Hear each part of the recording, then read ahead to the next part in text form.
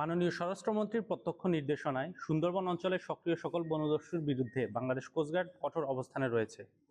এর অংশ হিসেবে কোস্টগার্ডের নেতৃত্বে operation restore piece in Sundarban এবং অপারেশন ম্যানগ্রোভ শিল্ড নামে দুটি বিশেষ অভিযান পরিচালিত হচ্ছে। এই অভিযানের ধারাবাহিক সফলতা হিসেবে তৃতীয়বারের মতো অপারেশন ম্যানগ্রোভ শিল্ডের আওতায় অভিযান পরিচালনা করে দুর্ধর্ষ ডাকাত ছোট সুমন বাহিনীর সেকেন্ড ইন কমান্ডকে আটক করা হয়। সুন্দরবনে কুখ্যাত ডাকাত ছোট সুমন বাহিনীর সেকেন্ড ইন কমান্ড সুন্দরবন হতে বাগেরহাটের রামপাল শুকদারা বাজার সংলগ্ন এলাকায় পরিবারের সাথে সাক্ষাতের নিমিত্তে আগমন করার তথ্য জানা যায়।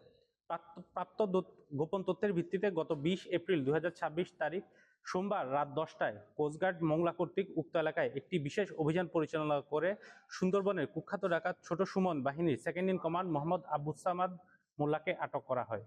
পরবর্তীতে আটককৃত ডাকাতের তথ্যের ভিত্তিতে আজ 21 এপ্রিল 2026 তারিখে মধ্যরাত 2টায় মোংলা থানাধীন সুন্দরবনের নন্দবালা খাল সংলগ্ন এলাকা হতে একটি একনলা বন্দুক, একটি এয়ারগান ও 2 রাউন্ড তাজা কার্তুজ উদ্ধার করা হয়।